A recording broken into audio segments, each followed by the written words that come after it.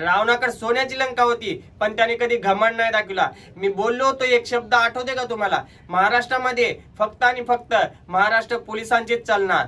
कर्मा आलोच.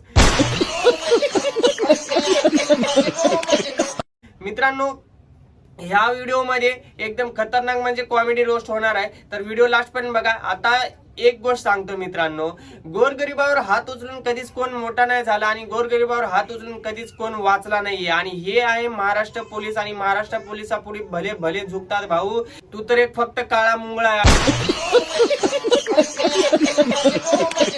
आणि काळा मुंगळ्याला पकडणं महाराष्ट्र पोलिसांसाठी काहीच अवघड नाही, हे गोष्ट लक्षात ठेव. ट्रिपल एका करून झालाय आता भाऊचा ट्रिपल छक्का. भाऊ सगळ्यांना हवा दाखवत निघाला होता, पण हा भाऊचीच हवा निघाली आता एकदम खतरनाक लेवल मध्ये.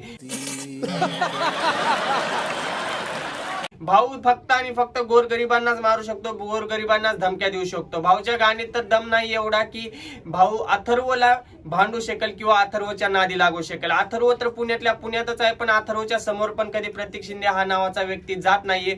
फक्त जातो म्हणजे कुणासमोर? तुमच्या आमच्यासारख्या छोट्या रोस्टर सोबत, तुमच्या आमच्यासारख्या छोट्या माणसासोबत, तुमच्या आमच्यासारख्या कमी पैसेवाल्या माणसाच्या समोर जातो. जर भाऊच्यात एवढा खतरनाक लेवलचा दम असेल आणि 2 घंट्यात सुटून भाऊ बाहेर येऊ शकत असेल, तर भाऊने एकदम एक काम करावं, अथर्वच्या पुढे जावं आणि त्याच्या पुढे जाऊन फक्त एक शब्द पण बोलून दाखवावं. कुठलाही शब्द अथर्व भाऊ पण म्हणून दावावं, काहीही म्हणून दावा, फक्त अथर्वच्या पुढे जाऊन बोलून दाखवावं. अरे गाण में नाही दम आणि हम नाही किसी से कम म्हणल्यासारखा भाऊची कहाणी झालेली आहे आणि भाऊवर आता गुन्हा दाखल झालेला आहे. त्याच्याबद्दल सविस्तर व्हिडिओ पुढे आहे, ते बघून घ्या एकदा. आणि व्हिडिओला जर तुम्ही लाईक नसेल केला तर लाईक पण करून घ्या. तर नमस्कार मित्रांनो, परत एकदा आपण नवीन टॉपिक घेऊन. मित्रांनो, आजचा टॉपिक झणझणीत आहे, त्याच्यामुळे व्हिडिओला लास्ट पर्यंत बघा, कारण की ह्या व्हिडिओमध्ये रोस्ट नाही तर पूर्ण एकदम जाळ आणि धूर निघणार आहे. तर मित्रांनो, काही दिवसापूर्वी कॉन्ट्रोवर्सी चालू होती. प्रतीक शिंदेची गाडी पलटी झाल्यानंतर भरपूर रोस्टरनी त्याला रोस्ट केलं होतं, पण त्याच्यानंतर प्रतीक शिंदेने प्रतिक्रिया काही अशी दिली ज्याला बघून सगळं इंस्टाग्राम दंग झालं. मित्रांनो, प्रतीक शिंदे यांनी एका छोट्या रोस्टरला, म्हणजे छोटा रोस्टर मोठा रोस्टर बोललं नाही पाहिजे, पण एखाद्याचे कमी फॉलोअर्स असतील तर त्याला कमी लेखून त्याला मारहाण केली होती. मित्रांनो, त्याला मारहाण अशी नाही, मारहाण खूप जास्त प्रकारे केली होती. त्याच्यानंतर मित्रांनो, त्याला धमकीही दिली होती की तू जर आमच्यावर केस टाकलास तर तुला परत मारू म्हणून. पण परत मारू म्हणल्यानंतर त्याने केस केला नव्हता. मग त्याच्यानंतर त्याने काही दिवसानंतर परत प्रतीक शिंदेने व्हिडिओ पोस्ट केला त्याच्या इंस्टाग्राम रीलवर की मी एकाला मारलोय, आता प्रत्येकाची बारी येणार आहे म्हणून.